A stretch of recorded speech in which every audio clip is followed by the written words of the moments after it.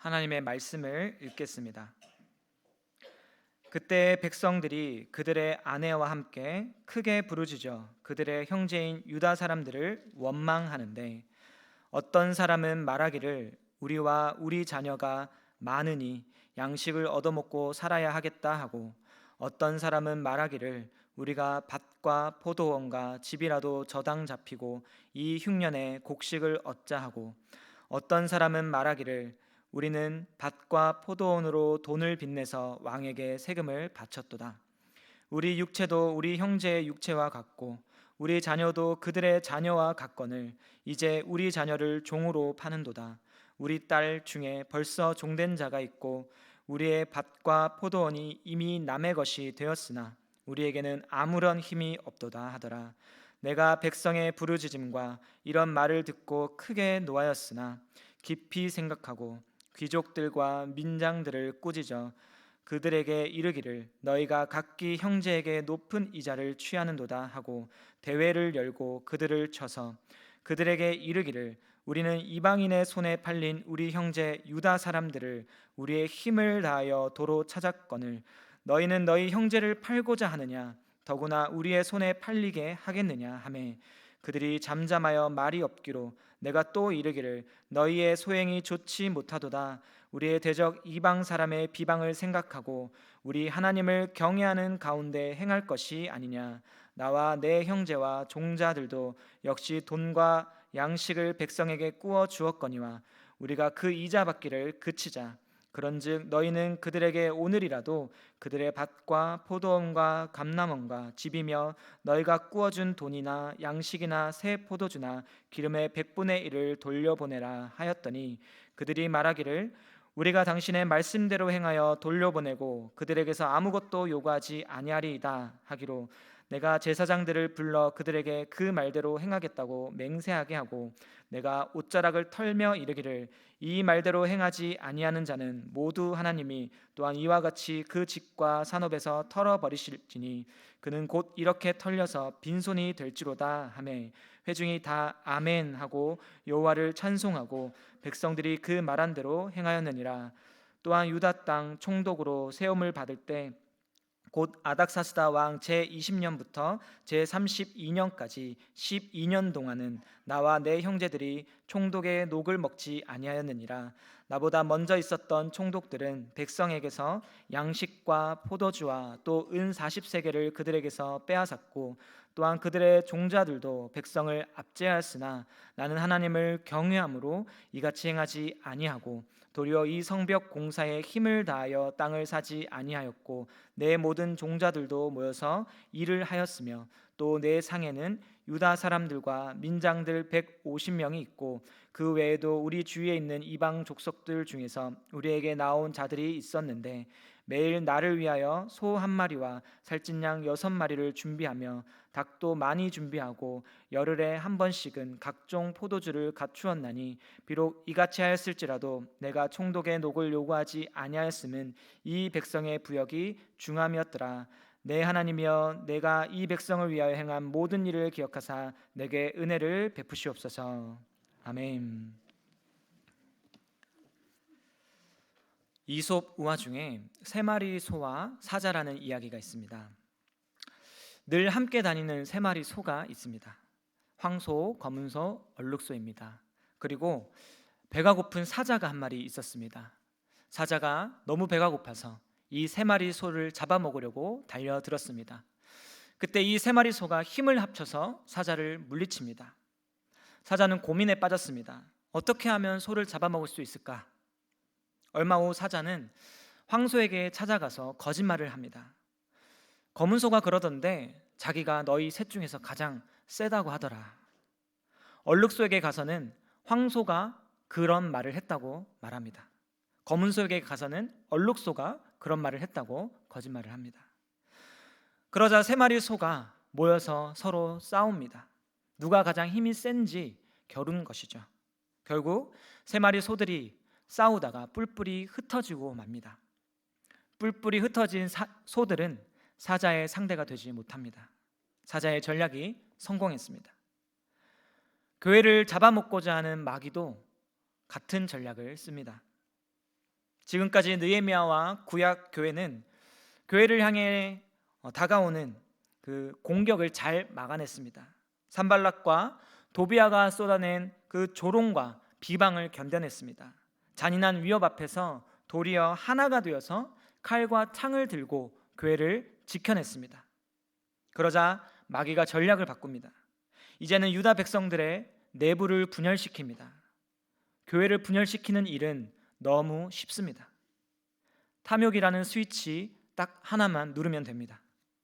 마귀의 손짓 하나에 교회는 분열하고 무너집니다. 오늘 본문은 마귀의 전략이 얼마나 효과적이었는지 우리에게 보여줍니다. 오늘 본문의 분위기는 무겁습니다. 백성들이 크게 부르짖고 있습니다. 아내들도 함께 부르짖습니다. 가정이 비탄에 빠진 것입니다. 가정이 무너졌는데 도대체 무슨 일을 할 수 있겠습니까? 이들의 부르짖음은 가벼운 것이 아닙니다. 여기 나오는 이 부르짖음은 성경에서 특별한 때에만 나오는 부르짖음입니다. 소돔과 고모라에 죄악이 가득했을 때 그 압제당하던 자들이 부르짖었습니다. 애굽에서 고된 노예 생활로 고통받고 있던 이스라엘 백성들이 부르짖었습니다. 하나님께서는 이 부르짖음을 들으시고 소돔과 고모라를 멸망시키셨고 애굽을 꺾으셨습니다. 눈앞에 거대한 죄악이 현실을 집어삼켰을 때 그때 나오는 소리가 바로 1절에 나오는 부르짖음입니다. 도대체 누구 때문에 부르짖고 있습니까? 산발락과 도비아가 다시 한번 쳐들어온 것입니까? 아닙니다. 그들의 형제 유다 백성들 때문입니다. 이들에게 도대체 어떤 일이 일어났을까요? 유다와 예루살렘 땅에 흉년이 들었습니다. 그런데 매년 페르시아 왕에게 세금도 바쳐야 됩니다. 농사가 잘 돼야 그 무거운 세금을 낼 수 있는데 세금은커녕 당장 먹을 양식도 없습니다. 다른 방법이 없죠. 귀족들에게 가서 양식을 빌립니다. 그래서 가족을 먹입니다. 귀족들에게 밭과 포도원을 저당 잡히고 돈을 빌려서 세금을 냅니다. 일단 빌렸는데 이자가 너무 큽니다. 귀족들은 동족이라고 봐주지 않습니다. 무조건 갚으라고 닥달합니다. 결국 밭과 포도원을 다 뺏겨버립니다. 그래도 돈을 다 갚을 수가 없죠. 결국 딸들은 귀족들의 종이 되었습니다. 아들들은 귀족들이 이방 나라로 팔아버립니다.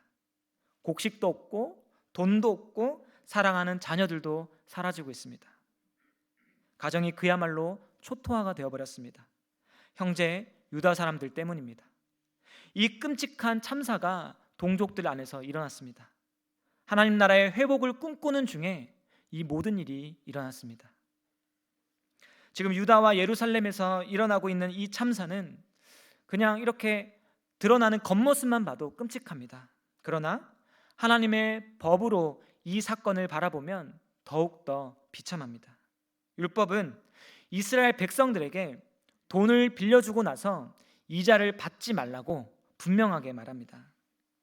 이자를 받는 것은요, 세상의 가치관 안에서는 나쁜 일이 아닙니다. 그런데 왜 하나님께서는 이자를 받지 말라고 하셨을까요? 이스라엘 백성들이 값없는 은혜를 받은 자들이기 때문입니다. 애굽에서 고통받던 이스라엘 백성들을 하나님께서 구원하셨죠. 이스라엘 백성들이 어떤 착한 일을 해서 구원받았습니까? 아닙니다. 값없이 구원받았습니다. 구원하신 이후에 하나님께서 그들을 지키셨고 보호하셨고 그들에게 승리를 안겨주셨습니다. 땅도 주셨습니다. 많은 복을 베풀어 주셨습니다. 그 또한 값없는 은혜입니다. 그래서 하나님께서는 이 은혜를 받은 자로서 서로에게 은혜를 베풀라고 율법을 세우신 것이죠. 율법은 세상과 완전히 다른 법입니다. 율법은 사랑의 법입니다. 이스라엘은 사랑의 법으로 세워지는 사랑의 나라입니다. 그래서 이자를 받지 말라고 명령하신 것입니다. 그런데 지금 귀족들이 동족 백성들에게 이자를 받고 있습니다. 이자가 정확히 얼마였는지 나오지는 않습니다. 하지만 고대 근동 지역에 이 시기에 받았던 이율에 대한 기록이 있습니다. 아마도 비슷한 수치를 받았을 것입니다. 3분의 1을 거두었다는 그런 기록이 있습니다. 곡식을 3가마니를 빌리면 4가마니를 갚아야 하는 것이죠. 3가마니가 없어서 빌렸는데 어떻게 4가마니를 갚겠습니까? 원금의 30%가 넘는 폭리입니다. 귀족들이 동족을 대상으로 고리대금하고 있습니다. 마치 조선시대 양반들을 보는 것 같습니다. 더 비참한 것은 그 다음 일입니다. 빚을 갚지 못하니까 귀족들이 백성들의 자녀를 종으로 삼습니다. 어린 남자들은요, 이방인들에게 팔아버립니다. 여자는 자기 집의 종으로 삼습니다. 그런데 왜 남자는 외국에 팔아버리고 여자는 집에 두었을까요? 이것도 율법 때문입니다. 율법에는 정말로 놀라운 절기가 하나 있는데 바로 희년이라는 절기입니다. 50년마다 찾아오는 절기인데 이 날이 되면 모든 종되었던 사람이 풀려납니다. 팔았던 땅은 본래 주인에게로 돌아갑니다. 하나님께서 이런 절기를 주신 이유가 뭘까요? 앞서 언급했던 것처럼 값없는 은혜를 받았기 때문입니다. 값없는 은혜를 받았으니까 값없는 은혜를 베푸는 나라가 되라는 것이죠. 하나님의 은혜를 너희가 드러내라는 것입니다. 값없이 은혜를 받은 자로서 은혜를 베푸는 나라, 그 나라가 사랑의 나라, 하나님 나라인 것입니다. 귀족들은 이 희년의 법을 알았습니다. 그래서 이방인에게 남자를 팔아버린 것이죠. 희년이 되면 돌려주어야 되니까 돌려주기 싫어서 저 이방 나라로 팔아서 돈이라도 챙긴 것입니다. 그러면 여자들은 왜 집 안에 두었을까요? 율법에는 여성들은 돌려주지 않아도 되기 때문입니다. 왜냐하면 여성이 종으로 왔을 때 대개 보통의 경우 첩이 되었기 때문입니다. 곧 가족으로서 받아들여졌기 때문에 하나님께서는 여성을 본래 집으로 보내지 않게 하시고 오히려 가족으로서 보호해 주어라, 한 가족으로 대우해 주어라, 그렇게 율법에서 말씀하십니다. 그래서 귀족들은요, 여성들은 돌려보내지 않았습니다. 이자를 받고 백성들의 자녀를 종으로 팔고 종으로 삼은 것은 하나님의 법을 몰라서가 아닙니다. 그들은 하나님의 법을 잘 알고 있었습니다. 그런데도 의도적으로 이 법을 피해서 자신의 이득을 취합니다. 도대체 귀족들이 왜 이런 일을 벌입니까? 세상이 그렇게 살기 때문이죠. 앞서 페르시아의 이자가 얼마인지 말씀을 드렸습니다. 귀족들은 하나님의 법이 아니라 세상의 법을 따르고 있습니다. 남들 다 그렇게 사는데 뭐 어떠냐? 사람 사는 거 다 똑같지. 나도 그냥 남들처럼 나를 사랑하며 살겠다. 다른 사람을 형편을 봐주면서 어떻게 부자가 될 수 있겠냐? 그렇게 생각하면서 귀족들은 세상에 편승했습니다. 사랑의 나라가 아니라 세상 나라 백성들처럼 행동했습니다. 그래서 분열이 나타났습니다. 탐욕을 쫓아 세상의 법을 따르자 교회는 쪼개졌습니다. 형제를 사랑하지 않고 나를 사랑함으로써 교회가 분열했습니다. 구약교회 이스라엘이 어떻게 세워졌습니까? 애굽에서 고통받던 이들을 하나님께서 사랑하셔서 구원하셨습니다. 사랑의 은혜 위에서 세워진 나라입니다. 그런데 이스라엘이 하나님 사랑, 이웃 사랑을 버렸죠. 그래서 징계를 받았습니다. 그게 바로 바벨론 포로입니다. 바벨론 포로의 그 긴 시간을 보내고 다시 사랑의 은혜 안에서 돌아온 것입니다. 다시 사랑으로 지금 회복을 시작하고 있습니다. 그런데 그 자리에서 다시 한번 사랑을 버린 것이죠. 역사가 반복됩니다. 사랑을 버리자 교회는 무너집니다. 돌로 만든 성벽도 아직 다 쌓지 못했는데 보이지 않는 성벽, 사랑으로 세워져야 할 그 성벽이 무너져 버렸습니다. 사랑을 버리면 하나님의 나라는 무너집니다. 오늘날 무너지는 교회들을 한번 보십시오. 세상의 조롱과 위협과 그 비방에 교회가 무너집니까? 그렇지 않습니다. 사랑을 버려서 교회가 무너지고 있습니다. 우리는 이런 사건들을 너무 쉽게 볼 수 있죠. 목사가 성도를 사랑하지 않고 성적인 대상으로 바라봅니다. 그런데 놀랍게도 목사를 지지하는 이들과 지지하지 않는 이들로 나뉘어져서 교회가 분열합니다. 성도를 사랑하지 않고 자신을 사랑한 목사가 자기 야망을 채우려고 교회 재정을 함부로 씁니다. 교회의 뜻을 생각하지 않고 자기 뜻만 고집하다가 교회가 둘로 쪼개집니다. 어떤 목사들은 교회를 자기 아들에게 물려줍니다. 자기만 사랑하니까 세상의 기업 회장처럼 교회를 물려주는 것이죠. 하나님 사랑, 이웃 사랑을 포기한 이들 때문에 교회가 쪼개지고 몰락하고 있습니다. 이런 일들이 저 멀리 있는 남의 일입니까? 우리에게는 사랑이 있습니까? 우리는 정말로 교회 안에서 형제를 사랑하고 있습니까? 혹시 나를 사랑하면서 살고 있는 것은 아닙니까? 어떤 사람들은요, 나를 사랑해서 열심히 봉사합니다.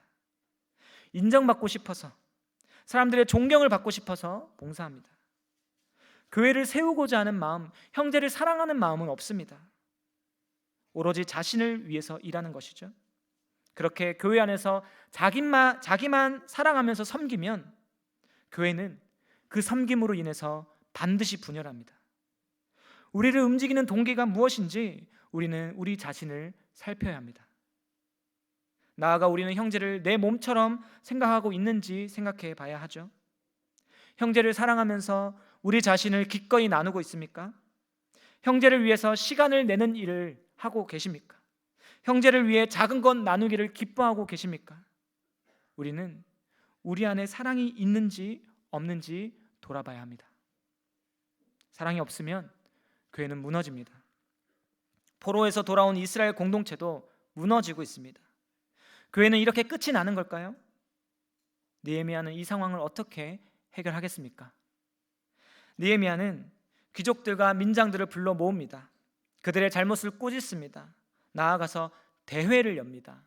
백성들 다 모으는 것이죠. 공적 자리를 만듭니다. 거기서 다시 한번 느헤미야는 귀족과 민장들을 책망합니다. 칩니다. 그리고 이어서 느헤미야는 이렇게 선포합니다. 9절 말씀입니다.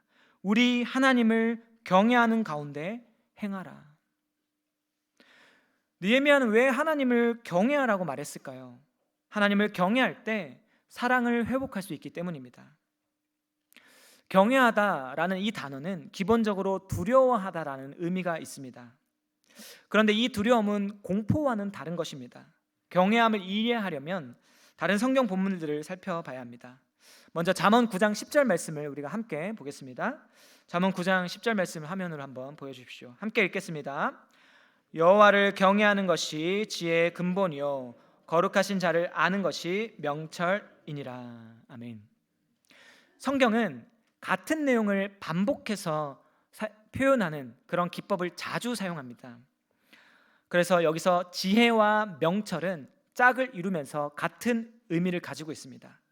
그렇다면 하나님을 경외하는 것과 같은 의미는 무엇입니까? 거룩하신 자를 아는 것이죠. 곧 경외함이라는 것은요, 하나님을 알기 때문에 두려워하는 겁니다. 하나님의 크고 놀라우심을 알고 하나님과 사람 사이에 있는 그 광활한 간극을 알기 때문에 하나님을 두려워하는 것이죠. 그러나 동시에 하나님은 그 간극을 좁히기 위해서 백성들에게 찾아오십니다. 은혜를 베푸시는 분이십니다. 사랑의 하나님이십니다. 자기 백성을 지키는 분이십니다. 크고 두려우신 분이시지만 우리에게는 선하신 하나님이십니다. 따라서 하나님을 알면 하나님 외에 다른 것들은 두려워하지 않게 됩니다. 오직 하나님만 두려워하는 것이죠. 다른 말로 하면 오직 하나님만 신뢰합니다. 경외한다는 것은 하나님을 알기 때문에 오직 하나님만 신뢰하는 것입니다. 하나님만을 신뢰하기 때문에 하나님을 경외하는 사람은 반드시 하나님의 말씀에 순종합니다. 하나님을 경외하는 모습을 잘 보여주는 인물이 있습니다. 바로 아브라함입니다. 하나님께서 아브라함에게 아들 이삭을 바치라고 하셨을 때 아브라함이 지체 없이 순종합니다. 아브라함은 하나님을 알았고 하나님만 신뢰했기 때문에 하나님께 순종했습니다. 그때 하나님께서 이렇게 말씀하시죠. 이제야 네가 하나님을 경외하는 줄을 아노라. 하나님을 알고 신뢰하며 순종하는 것이 하나님을 경외하는 것입니다. 유다의 귀족들이 왜 고리대금을 행했습니까? 하나님을 알지 못했기 때문입니다. 하나님이 돈보다 더 크신 분이라는 사실을 몰랐기 때문입니다. 하나님이 참된 복을 주시는 분이라는 것을 몰랐기 때문입니다. 그렇게 하나님을 신뢰하지 않았고 돈을 신뢰했습니다. 당연히 하나님께서 주신 사랑의 법에 순종하지 않았습니다. 탐욕을 쫓아 행했습니다. 하나님을 경외하지 않으면 하나님을 사랑할 수가 없고 형제를 사랑할 수 없습니다. 반대로 말하면 하나님을 경외하는 사람은 형제를 사랑합니다. 그래서 느헤미야는 귀족들에게 하나님을 경외하라 권면하고 나서 몇 가지 사랑의 일을 실천하게 합니다. 이자 받기를 그치고 밭과 포도원과 감난원과 집과 돈과 양식을 돌려주라고 합니다. 그리고 이 일을 반드시 이행하겠다고 맹세하게 합니다. 하나님을 경외함으로써 형제를 사랑하게 하는 것이죠. 놀랍게도 귀족과 민장들이 이 권면을 따릅니다.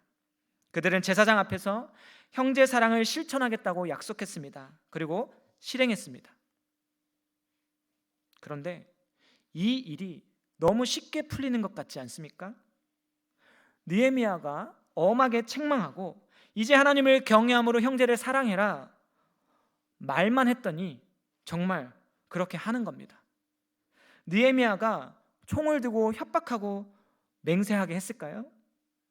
물론 느헤미야는 말씀을 따르지 않을 때 저주가 있을 거라고 말하긴 했습니다. 그러나 이 저주는 맹세를 따라오는 저주입니다. 저주가 싫으면요 맹세하지 않으면 됩니다. 그런데 귀족들과 민장들이 맹세합니다. 돈을 쫓아서 하나님을 경외하지 않던 사람들이 왜 갑자기 하나님을 경외하면서 맹세하게 되었을까요? 왜 갑자기 형제 사랑을 실천하게 되었을까요? 그 이유가 오늘 본문 14절에서 19절에 있습니다. 14절에서 19절은 느헤미야가 유다 총독으로 있었던 12년간의 시간을 정리해둔 기록입니다. 느헤미야가 12년 동안 총독 생활을 어떻게 했을까요? 먼저 느헤미야 이전의 총독들은 유다 지역의 백성들을 압제했습니다. 양식과 포도주, 은 40세겔을 빼앗아 갔습니다. 그러나 느헤미야는 그렇게 행하지 않습니다. 왜냐하면 그는 하나님을 경외했기 때문입니다. 15절에 나오죠. 곧 하나님을 경외했기 때문에 백성들을 사랑했고 긍휼히 여긴 것입니다. 느헤미야는 단순히 백성들을 압제하지 않았을 뿐만 아니라 매일 백성들을 먹였습니다. 느헤미야의 식탁에는 유다 사람들과 민장들 150명 그리고 이방 족속들도 참여했습니다. 느헤미야가 식탁으로 백성들을 먹인 것이죠. 그런데 이 얼만큼의 식사를 제공했냐면 매일 소 한 마리, 순양, 살찐 양 6마리, 닭도 많이 잡았습니다. 열흘에 한 번씩은 포도주를 주었습니다. 이 모든 것을 개인 사비로 했습니다. 개인의 돈으로 한 것이죠. 왜 그렇습니까? 백성들이 너무 힘들게 일하고 있었기 때문입니다. 하나님께서 백성들을 긍휼히 여기신 것처럼 하나님을 경외한 느헤미야도 백성들을 긍휼히 여기고 있습니다. 귀족들은 느헤미야가 어떻게 백성들을 사랑하는지 보았고 그 은혜를 직접 입었습니다. 그래서 느헤미야가 백성들을 이제 사랑하라고 권면했을 때 기꺼이 맹세하며 따른 것입니다. 하나님을 경외하는 사람은 느헤미야처럼 형제들에게 사랑을 베풉니다. 자신의 것을 기꺼이 나눕니다. 그러면 이제 우리도 느헤미야처럼 우리의 것을 나누면 될까요? 느헤미야처럼 우리도 사랑을 나누면 되겠습니까? 맞습니다. 우리가 느헤미야처럼 사랑을 나누게 된다면 정말로 이 성막교회는 사랑이 가득한 교회가 될 것입니다. 교회는 견고해질 것이고 바르게 설 것입니다. 그런데 정말 우리는 느헤미야처럼 살 수 있겠습니까? 매일 소 한 마리를 자비로 잡아서 나누어 줄 수 있습니까? 살찐 양 6마리를 매일 잡아서 나누어 줄 수 있습니까? 12년 동안 그렇게 할 수 있습니까? 이걸 계산해 보니까 12년 동안 소가 총 4,380마리입니다. 양이 26,280마리입니다. 이렇게 많이 나누면서 살 수 있습니까? 뉴스를 찾아보니까 한우가 한 마리에 600만 원 정도 합니다. 만약 우리가 재벌이면 600만 원씩 날마다 형제를 위해 쓸 수 있습니까? 한두 번은 할 수 있겠죠. 기쁘게 할 것입니다. 하지만 매일 줄 수는 없습니다. 느헤미야는 지금 일반적인 사람으로서는 할 수 없는 일을 하고 있습니다. 느헤미야는 형제를 위해서 가진 모든 것을 나누어 주고 있습니다. 우리는 느헤미야의 모습을 보면서 바로 우리에게 적용할 수는 없는 것이죠. 차마 나도 느헤미야처럼 섬겨야지 라고 말할 수 없는 것입니다. 오히려 우리는 느헤미야를 보면서 형제를 위해서 전부를 내어주신 분을 떠올립니다. 예수 그리스도이십니다. 예수 그리스도는 하나님을 경외하는 분이셨습니다. 하나님을 누구보다 잘 아셨고 하나님만을 신뢰하셨고 하나님께 죽기까지 순종하셨습니다. 느헤미야가 식탁에서 백성들을 날마다 먹인 것처럼 예수 그리스도께서 우리를 식탁으로 초대하십니다. 거기서 상을 베푸십니다. 천국의 식탁을 베풀어 주시죠. 성찬입니다. 거기서 우리는 최상의 음식을 먹습니다. 예수 그리스도의 살과 피입니다. 값으로 매길 수 없는 것을 먹습니다. 예수님께서는 우리를 사랑하셔서 우리에게 자신을 먹이십니다. 그리스도의 살과 피를 먹고 마심으로 우리는 그리스도와 진실로 하나가 됩니다. 우리의 죄는 사하여졌고 우리는 하나님의 자녀로서 천국에 참여한 자가 됩니다. 우리는 이 놀라운 은혜, 이 값없는 은혜를 받은 자들입니다. 성찬은 특별히 우리가 예수님과 하나가 되었음을 넘어서 그 떡과 잔을 함께 먹고 마시는 우리가 한 몸이라는 것을 보여주는 예식입니다. 교회는 성찬 공동체입니다. 하나의 살과 피를 먹고 마시는 한 몸입니다. 한 몸 된 교회는 이제 서로를 사랑합니다. 하나님을 사랑하고 형제를 사랑합니다. 그리스도로 세워진 교회는 사랑하지 않을 수가 없습니다. 사랑을 받아서 시작했고 사랑을 받는 식탁을 함께 먹고 마시기 때문에 사랑하면서 존재합니다. 거기가 교회입니다. 사랑하는 성막교회 교우 여러분, 우리가 교회로 세워지길 원합니까? 우리 성막교회가 교회다운 교회 되기를 원하십니까? 어떻게 교회다운 교회를 세울 수 있겠습니까? 하나님을 경외하면서 예배를 잘 드리면 이 교회가 하나님의 교회다운 교회가 됩니까? 예배를 잘 드리면 반드시 교회는 세워집니다. 교회는 예배를 통해서 세워집니다. 그런데 하나님을 경외하면서 예배를 드리는 것이 무엇일까요? 종교 예식을 잘 갖추는 것입니까? 뜨거운 찬양을 올려드리면 됩니까? 말씀과 찬양 속에서 우리가 진한 감동을 받으면 됩니까? 아니면 최고로 경건해 보이는 일을 하면 됩니까? 그것이 예배를 잘 드리는 것입니까? 이사야 58장에서는 형식적인 예배를 드리는 백성들을 향해서 하나님께서 말씀하십니다. 백성들이 금식을 하면서 하나님께 나아갔습니다. 구약에서 가장 경건한 예식이 금식입니다. 그런데 하나님께서 이 금식을 기뻐 받지 않으십니다. 그리고 이렇게 말씀하십니다. 내가 기뻐하는 금식은 압제당하는 자에게 자유를 주는 것이다. 줄인 자에게 양식을 나누어 주는 것이다. 가난한 사람을 너희 집으로 초대하는 것이다. 너희 형제들을 피해서 숨지 않는 것이다. 형제를 피하여 숨지 않는 것. 제가 이 말씀을 보고 얼마나 부끄러웠는지 모르겠습니다. 너무 무겁게 이 말씀이 다가옵니다. 형제의 필요를 보았는데 모른 채 지나갔던 적이 너무 많았기 때문입니다. 무엇이 참된 예배입니까? 무엇이 하나님을 경외하는 것입니까? 형제를 사랑하는 것입니다. 형제에게 사랑을 나누는 것입니다. 예배 가운데 하나님께서 우리에게 사랑을 주십니다. 말씀으로 찾아오셔서 우리에게 사랑을 주십니다. 그러면 이제 우리가 그 사랑을 받아서 형제에게로 갑니다. 받은 사랑을 나누어 줍니다. 이 사랑이 교회를 세웁니다. 사랑하라고 말씀하신 하나님께서 이런 약속의 말씀을 주십니다. 이사야서 58장 10절 11절 말씀인데 우리가 화면을 보시면서 함께 읽었으면 좋겠습니다. 함께 읽겠습니다.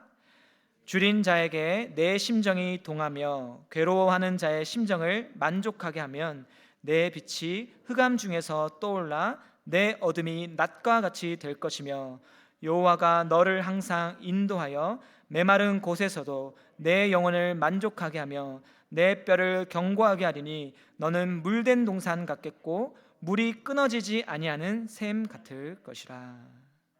아멘. 형제에게 사랑을 베풀면, 우리가 사랑을 실천하면 교회가 어떻게 됩니까? 물된 동산이 됩니다. 물이 끊어지지 아니하는 샘이 됩니다. 물된 동산, 마르지 아니하는 샘, 이것은 풍요입니다. 사랑을 실천하는 교회는 풍요롭습니다. 신약교회의 모습이 딱 그렇죠. 사도행전 4장에 보면요, 성도가 서로를 사랑합니다. 그러자 이런 표현이 나옵니다. 교회에 가난한 자가 없었다. 형제의 사랑이 교회를 풍요롭게 합니다. 성도가 형제에게 베푸는 사랑은 그리스도로부터 시작합니다. 하나님의 마르지 않는 사랑이 그리스도를 통해 우리에게 주어집니다. 끝없는 은혜가 옵니다. 한없는 사랑이 옵니다. 하나님께서 그리스도 안에서 거듭 우리를 용서해 주시고 실패한 우리를 거듭 세워주십니다. 우리가 하나님을 경외할 때 우리는 하나님의 사랑 안에서 충만해집니다. 그래서 우리가 형제에게 베푸는 그 사랑이 마르지 않는 것이죠. 마르지 않는 샘이 됩니다. 교회가 사랑할 때 여기가 물된 동산이 됩니다. 풍요로운 동산의 물은 고여있지 않습니다. 광야로 흘러갑니다. 광야는 세상입니다. 교회가 세상을 따라 살면요, 교회가 광야가 됩니다. 메마릅니다. 그것이 오늘 본문 속에 있는 유다 백성들의 모습이고 오늘날 교회의 모습이죠. 그러나 반대로 교회가 사랑하면 물된 동산이 되고 그 물이 광야 같은 세상으로 흘러갑니다. 그리고 세상에서 꽃을 피웁니다. 얼마 전 노예 한 목사님을 만나서 이스라엘에 있는 광야에 대한 이야기를 들었습니다. 건기에 광야를 찾아가면 사막만 있다고 합니다. 정말로 아무것도 없다고 합니다. 그런데 우기 때 똑같은 그 광야로 가면 동일한 장소에 풀이 무성하고 꽃이 핀다고 합니다. 교회가 물된 동산이 되면, 사랑으로 충만하게 되면 반드시 이 메마른 세상에 복음의 꽃이 핍니다. 이것이 우리가 교회를 통해 품는 소망입니다. 이것이 우리의 꿈입니다. 이 소망을 품고 이제 지체들에게 시간과 물질과 마음과 삶을 나눕시다. 그렇게 물된 동산으로 세워진 우리 성막교회가 되기를 주님의 이름으로 축원합니다. 이 시간 들은 말씀을 기억하면서 함께 기도하며 나아가길 원합니다. 우리 성막교회가 하나님을 경외하게 해달라고 기도합시다. 하나님을 경외함으로 하나님께서 명하신 사랑의 법을 실천하게 해달라고 기도합시다. 날마다 그리스도를 통해 베푸시는 그 사랑을 누리면서 이제 그 사랑을 들고 지체들에게로 나아가게 하여 달라고, 형제들의 필요를 보며 외면하지 않게 하시고 형제를 위해 기꺼이 우리 자신을 나누게 하여 달라고, 그렇게 사랑으로 충만한 물된 동산 같은 성막교회 되게 하시고 성막교회를 통해 이 메마른 광야 같은 세상을 새롭게 하여 달라고 함께 기도하겠습니다. 아버지 하나님,